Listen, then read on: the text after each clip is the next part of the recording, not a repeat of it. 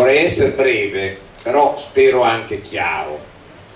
Nella vita politica non sempre è importante chi ha ragione, perché nella politica è importante anche chi riceve dalla gente la ragione. Cioè, che noi abbiamo ragione è importante, ma se la gente non ce lo riconosce, francamente conta poco. E io sono contento che qualcuno oggi qui abbia ricordato che noi storicamente abbiamo avuto ragione. Abbiamo avuto ragione in almeno 3 circostanze. Uno, quando abbiamo spiegato che non basta salire su un predellino di un'auto per fare un partito, perché un partito significa parlare con la gente, non avere una sorta di vocazione plebiscitaria o carismatica. La politica è molto complicata proprio perché si tratta di parlare con la gente, ma questo è indispensabile e noi non abbiamo ceduto, diciamo così, per degli interessi anche che potevamo avere di posti, di carriera, non abbiamo ceduto all'idea che il plebiscitarismo di Berlusconi potesse dare vita a una nuova fase politica. Quando per mesi, per anni si è assistito a questo ipocrito appello al Partito Popolare Europeo come se questo fosse la risoluzione dei problemi, noi abbiamo sempre capito che il modello di partito che stava nascendo nel PDL era tutto salvo che il Partito Popolare Europeo, perché se c'erano delle caratteristiche particolari di questo partito a tutto si richiamavano salvo che al Partito Popolare Europeo. La seconda cosa su cui abbiamo avuto ragione è il tema del bipolarismo. Il bipolarismo fa proseliti a destra e a sinistra. A destra è quello che è servito a Berlusconi, ma il bipolarismo non è servito a governare l'Italia. Quando Prodi ha vinto le elezioni ha promesso i 5 anni e dopo 2 anni è andato a casa. Berlusconi con 100 parlamentari di maggioranza ha promesso il governo del paese e dopo 3 anni è ridotto come è ridotto. Perché capita questo? Perché questo meccanismo obbliga a mettere assieme coalizioni ampie per vincere, ma queste coalizioni poi puntualmente non riescono a governare perché sono preda degli estremisti e gli estremisti possono avere diversi colori, ma possono essere magari di estrema sinistra o di estrema destra. Resta il fatto che questo bipolarismo non ha funzionato e non funziona. E quando vedo che da sinistra da un lato si difende il parlamentarismo, dall'altro si dice ma non possiamo fare leggi come la proporzionale alla tedesca perché se no la gente non chiarisce prima dove va e nel Parlamento poi si creano i trasformismi. Ma se l'idea del Parlamento è che il Parlamento sia un luogo dei trasformismi, allora questa è l'idea di Berlusconi. Dovrebbero riflettere quelli che da sinistra chiedono con tanta forza che la proporzionale sia bandita, perché in realtà con un colpo solo non dicono solo di no alla proporzionale, ma accettano l'idea di delegittimare il Parlamento che è tipica di Berlusconi.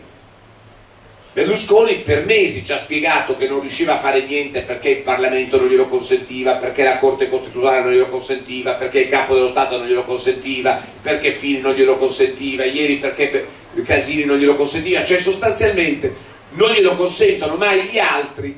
In realtà quello che è apparso chiaro oggi a tutti gli italiani è che siamo stati riempiti da un'alluvione di chiacchiere e questa alluvione di chiacchiere non ha risolto nessun problema.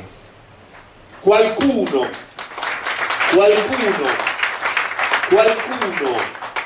dice e parlava 3 anni fa di rivoluzione liberale. Sarebbe necessaria in Italia la rivoluzione liberale, ma tutto si è fatto meno che una rivoluzione liberale, al punto che non si sono toccati interessi consolidati, non si sono fatti riforme. E io vi voglio dire che c'è da preoccuparsi molto, perché il rischio oggi è che finita l'epoca di Berlusconi ci sia una demagogia e un populismo di segno opposto.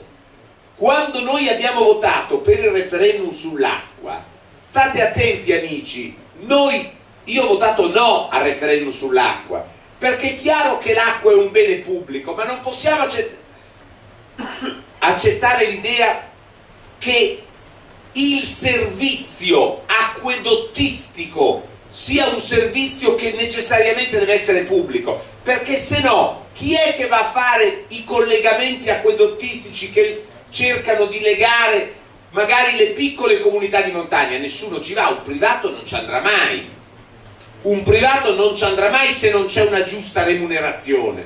E allora quello che sostanzialmente noi dobbiamo stare molto attenti attenti su un punto, che la demagogia che ieri era di Berlusconi oggi non sia dei grill di turno, e che sostanzialmente si facciano degli inni a cose che non esistono.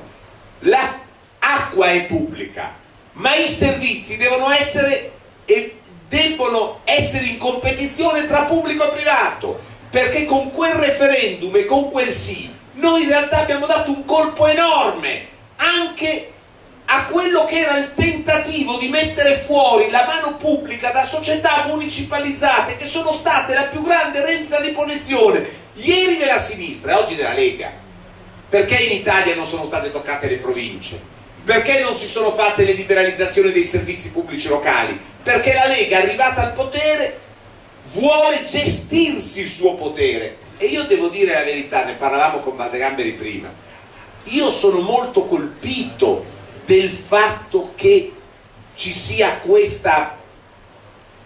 colpito positivamente, questa consapevolezza della gente, perché qui non è stata solo punita nelle scorse elezioni l'illusione berlusconiana, è stato colpito anche la Lega, cioè la gente ha capito che quando noi dicevamo che il federalismo così com'era era uno spot e che per i comuni sarebbe stato impossibile fare i bilanci, noi dicevamo la verità, ma in questo caso oggi la gente incomincia a capire che questa era veramente la verità e incomincia a punire la Lega. Il risultato di questo è un Bossi stato confusionale che un giorno dice che bisogna arrestare Papa, il giorno dopo che bisogna assolverlo, il giorno dopo ancora che bisogna arrestarlo, e 4 giorni che sta dicendo ogni giorno una cosa diversa. È giustissimo quello che ha detto un amico prima: i comuni sono commissariati e tutta la straordinaria carnet di interventi oggi dimostrano quello che noi sappiamo, cioè che i comuni sono stati commissariati e che oggi governare un comune è estremamente difficile, lo era anche ieri, ma oggi ancora di più, perché non si riesce a fare il bilancio con dei tagli pesantissimi. I tagli ai comuni, vi vorrei far notare, sono tagli alle famiglie, sono tagli ai cittadini, sono tagli al ceto medio, perché quando un comune subisce il taglio e deve a sua volta tagliare perché gli è stato tagliato e incomincia a tagliare nei trasporti, nei servizi pubblici, nel pattume o taglia nelle mense scolastiche dei bambini, queste sono questioni che vengono pari pari trasferite sulle famiglie. Allora noi stiamo facendo un'operazione che è questa: abbiamo un debito pubblico alto e dei risparmi privati, stiamo scaricando parte del debito pubblico sui risparmi privati, con la differenza che oggi, dopo 3-4 anni in cui le famiglie stringono le cinghie, i risparmi che forse 3-4 anni fa c'erano oggi non ci sono più, e molta gente che era nel ceto medio sta scivolando nell'area della povertà. Ecco amici perché noi abbiamo chiesto dei gesti simbolici, perché quando un pensionato prende i suoi bot per farsi un piccolo risparmio e già 30.000 euro di bot, non possiamo andarglieli a tassare, ma è giusto tassare le speculazioni finanziarie. Io l'ho detto anche in Parlamento, è giusto anche la patrimoniale, una brutta parola, ma è giusto che chi ha dei grandi patrimoni possa avere un prelievo di solidarietà, perché questo è un segnale. Bisogna partire dai redditi alti, e su questo voglio dire una cosa che riguarda i costi della politica. Prima di tutto vorrei impegnare Antonio De Poli mercoledì, quando faremo la riunione dei parlamentari, a riportare qualcuno dei discorsi che avete fatto voi, perché a volte vedo che c'è poca consapevolezza del clima che c'è nel paese, che voi avete con chiarezza invece enunciato. I tagli dei parlamentari devono essere fatti perché noi non possiamo tagliare la gente e non subire in proporzione gli stessi tagli. Stiamo attenti. Stiamo attenti però che dietro l'angolo c'è la demagogia, perché quando si dice tagliamo il finanziamento ai partiti, io mi ribello, perché tagliare il finanziamento ai partiti significa che fanno politica solo i miliardari.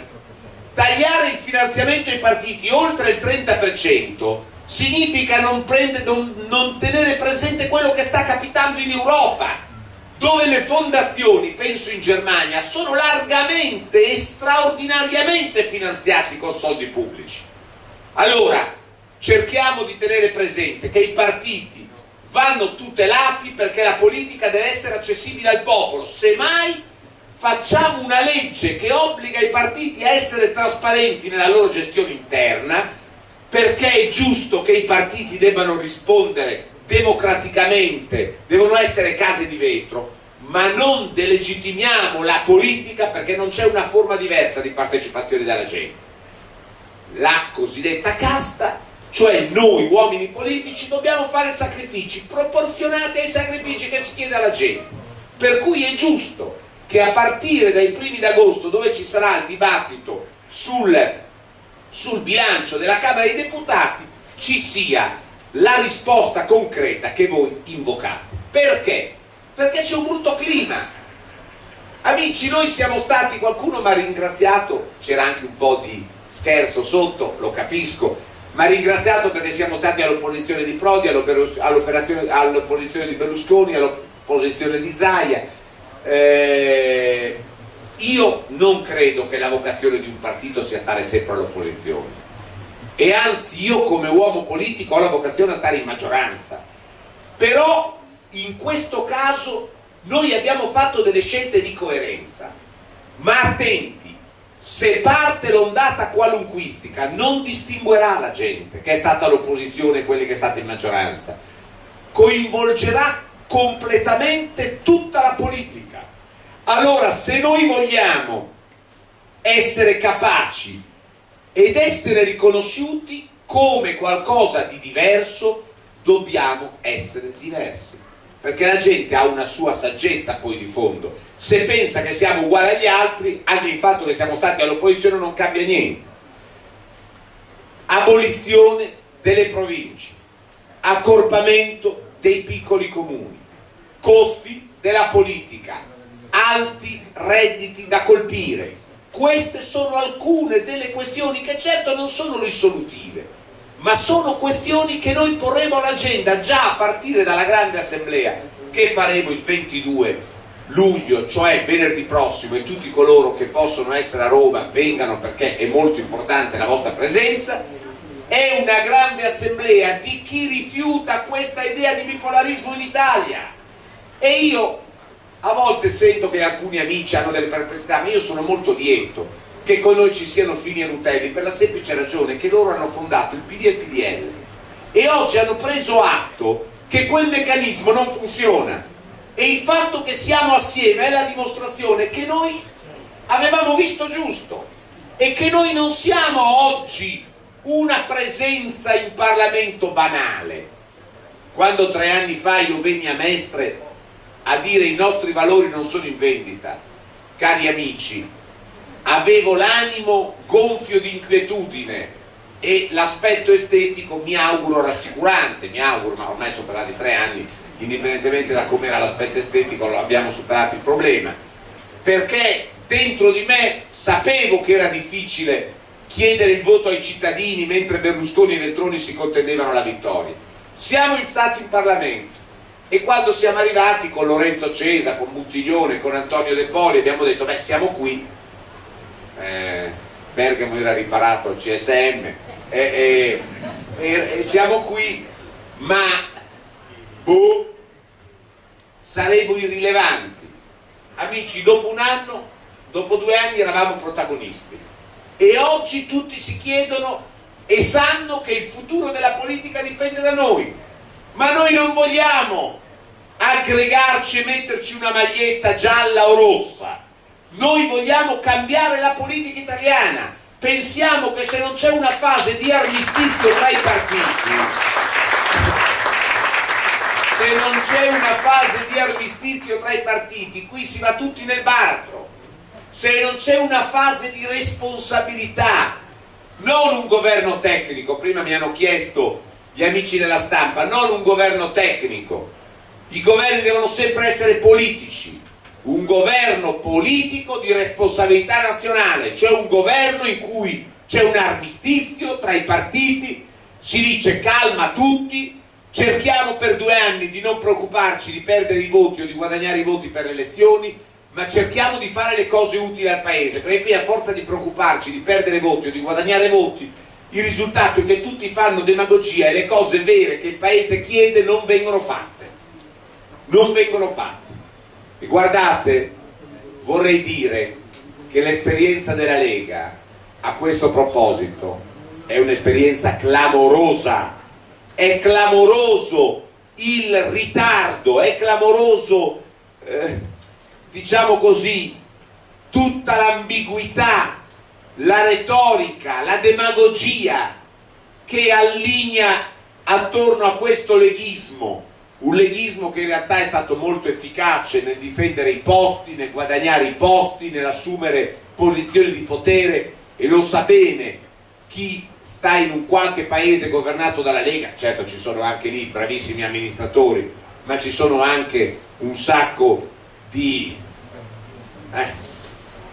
dato che ci sono amici della stampa, vedo lì sotto, non uso dei termini, avete capito cosa voglio dire, che senza peccato scagli la prima pietra, disse quello, ma credo che anche gli amici della Lega farebbero molto bene a tenere la mano in tasca invece che scagliare la prima pietra. Bene amici, noi facciamo una battaglia contro l'assetto bipolare, facciamo una battaglia per un governo di responsabilità nazionale, facciamo una battaglia per le preferenze.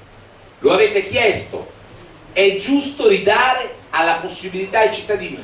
Se c'è una ragione per cui si è così distanti tra la politica e la gente comune, è che la gente comune non sceglie i propri parlamentari, e questa è una grande questione di democrazia. Noi dobbiamo ritornare a scegliere i parlamentari. E voglio dire alcune cose anche sullo squilibrio generazionale. Guardate, quando si dice il problema dei giovani, degli anziani, guardate che noi abbiamo denunciato da anni quello squilibrio che oggi c'è, l'angoscia che c'è dei giovani, non è solo figlia del precariato, è figlia anche di una veterocultura sindacale che ha garantito i garantiti, cioè chi aveva un posto di lavoro, e che non si è fatto carico di chi doveva entrare nel mondo del lavoro. E noi abbiamo creato un sistema iniquo. Ad esempio, ci siamo garantiti dei livelli pensionistici che oggi inevitabilmente bisogna toccare, che non saremo in grado di passare ai nostri figli, e questo crea in prospettiva anche uno scontro generazionale. Allora, il tema del rapporto tra giovani e anziani, il tema delle famiglie. Abbiamo iniziato questa campagna 3 anni fa elettorale, in cui Berlusconi ha parlato del quoziente familiare, ha detto non metterò mai le mani nelle tasche degli italiani, ma non le mani, migliaia di mani sono state messe nelle tasche degli italiani. Se noi pensiamo che tutta la pressione fiscale di fatto si sta scaricando sui cittadini, col costo di servizi che prima venivano in qualche modo pagati dal pubblico, e oggi cosa sono queste? Sono forme di tassazione indiretta. C'è bisogno che questi giovani che oggi abbiamo sentito parlare vengano messi alla prova, vengano messi nei ruoli di dirigenza di partito, della leadership del partito. Poi nessuno gli regalerà niente, ma è importante anche per noi che abbiamo dei ruoli ormai diversi capire che stiamo passando il testimone a qualcuno, perché noi abbiamo questa idea della politica, non abbiamo un'idea diversa della politica. Sappiamo che senza questi giovani anche noi non saremmo in grado di interloquire e di parlare con l'opinione pubblica. Per cui grazie di questa giornata, grazie di questi consigli, mi spronano in una settimana importante